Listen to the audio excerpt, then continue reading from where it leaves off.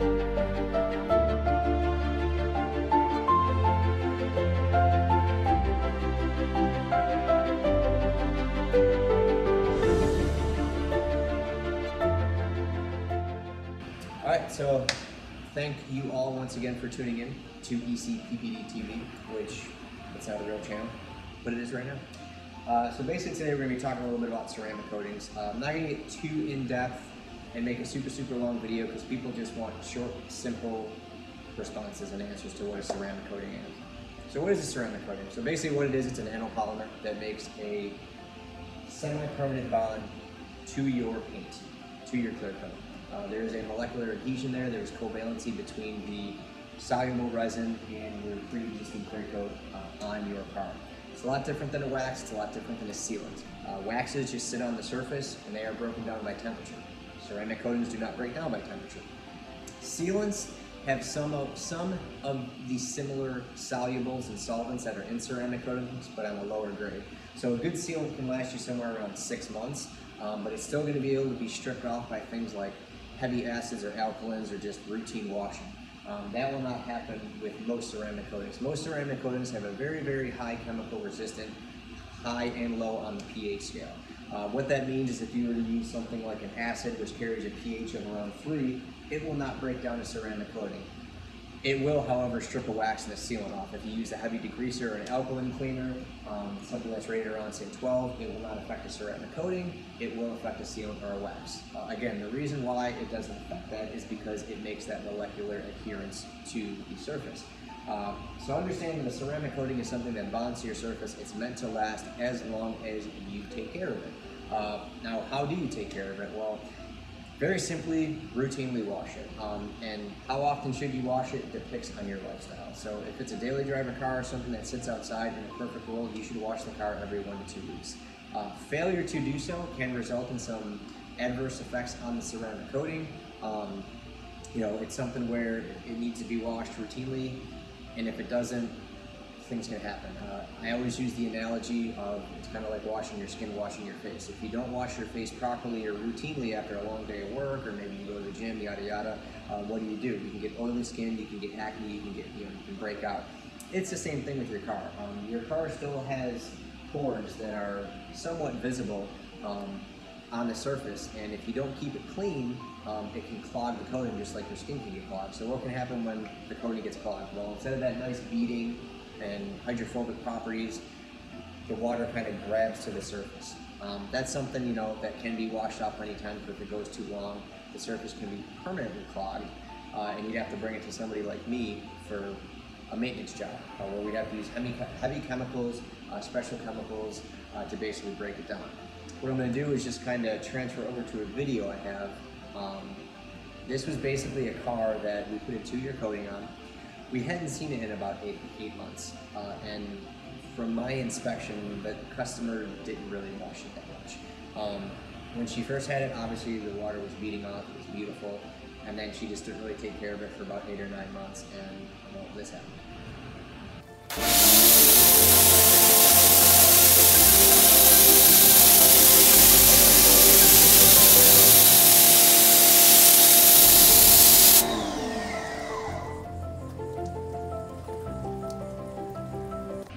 Pretty bad, huh? So you can see from that video, I mean, you would never know that that car was coated. The water was sticking to it, nothing was repelling off, the coating was completely clogged. So inevitably, clogging can happen within a car. Understand that we live in an area, we're right by the ocean, we're by the Gulf of Mexico, so there's airborne minerals, there's salt, there's magnesium, there's iron, you know, and I'm sure you have your sprinklers going because it's 1,000 degrees here and you're trying to water and keep your grass green, and then the sprinklers hit that. There's just so much airborne contamination that inevitably that can happen. So she may have very well washed that car every month, every week, yada yada, and that it just can happen. Even the water from your hose, if you're not using a filtered system, that water is still contaminated and it can still happen. Understand that routine maintenance, so bringing it to somebody like me, bringing it to the shop where you had the work done, needs to be done. You know, if the car sits outside, it should probably be done every quarter. You can wash it all your own. We'll teach you how to wash it, okay? We'll tell you what to do, tell you what to use, what to do and what not to do. But, you know, annual or quarterly maintenance is highly, highly recommended because it can avoid things like that from happening. Now, if she would have let that car go on and on, it would have got so clogged that it would have been irreversible. We wouldn't have been able to fix it. Luckily, we could fix it. So what we did is we did a chemical decontamination of the car, and the paint started looking a little bit like this.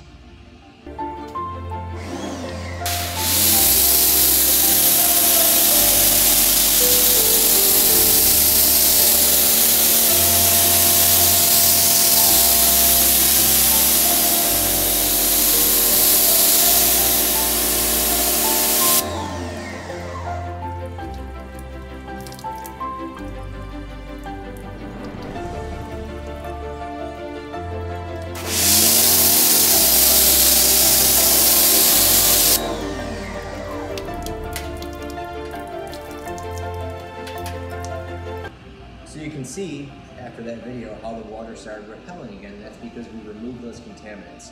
So the surface once again was hydrophobic, it was repelling water, but we wanted to boost it just a little bit more because it did kind of degrade the characteristics of the coating. So what we did is we then put our 6-month hydrophobic topper sealer on there, and it boosted those hydrophobics up. What that does is that basically cross-links with the existing coating that's there, and it just gives it a boost. Just think of it as somebody, say you're running down the finish line, and there's just somebody behind you pushing you. That's basically what this is. It's a booster. It kind of gets those characteristics and properties back to square one. So we applied our 6-month IGL Premier topper sealer, and this is what the paint looks like.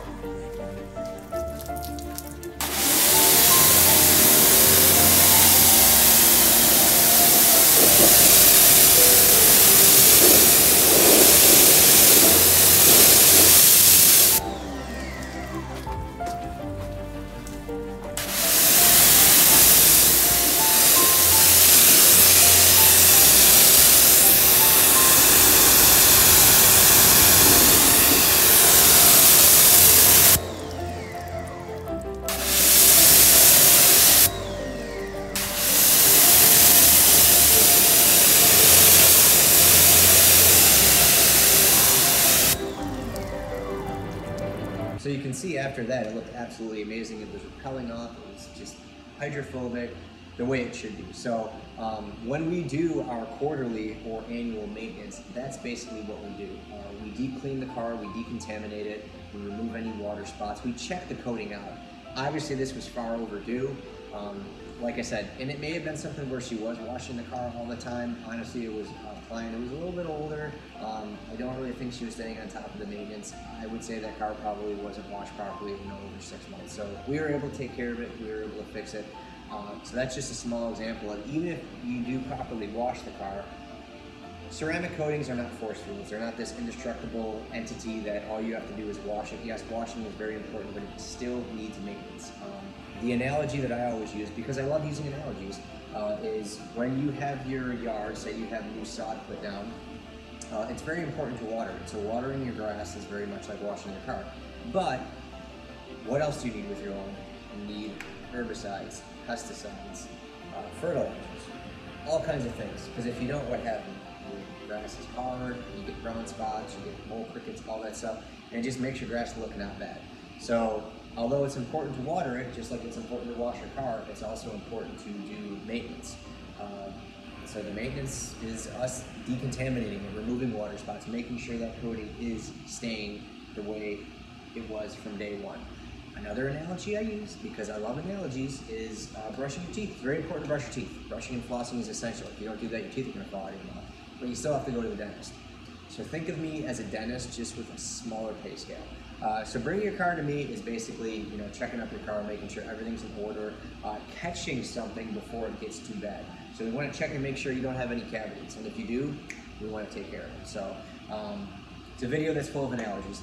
The last analogy I will use is ceramic coatings really are an investment to help keep the integrity of your car. Understand they're not a force field.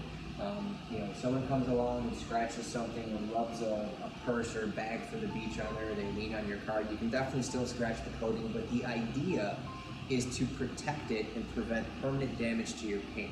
You get a deep scratch on your paint that goes all the way through the bare metal, you got to repaint the hood. That's a couple $100.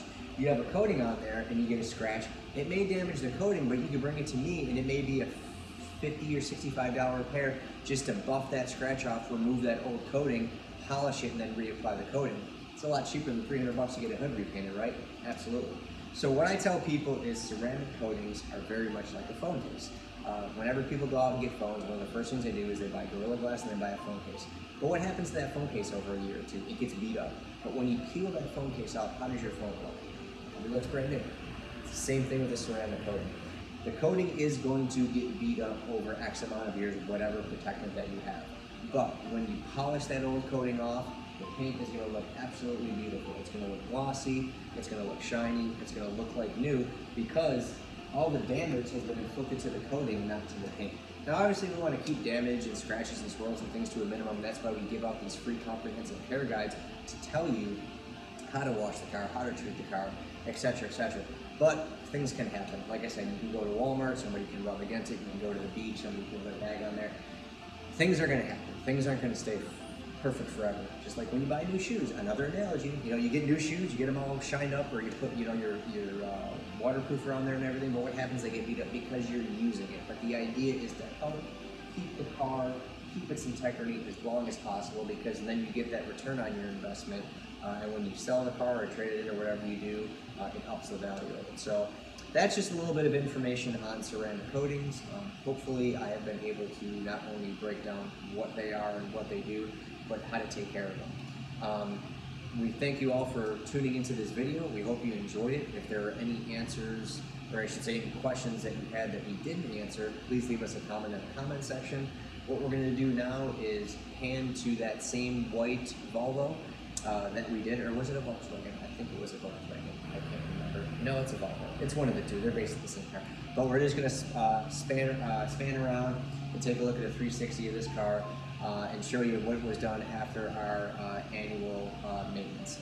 And like I said, it was fully decontaminated. The car really looked exactly the way it did when it rolled out, and that's something that we do highly recommend. So have a look at the 360 spin of the car after a nice maintenance from ECPPD. And again, thank you for tuning in. If you have any questions, comments, or concerns, please leave a comment in the comment section. Give us a like and subscribe, follow our work, look for more tutorials. And if there's anything you guys would like to see specifically, leave a comment in this video or one of our other videos, and we'll try to get that video up to you as fast as possible. So thank you again for tuning in, and we'll see you next time here at Untitled Chapter.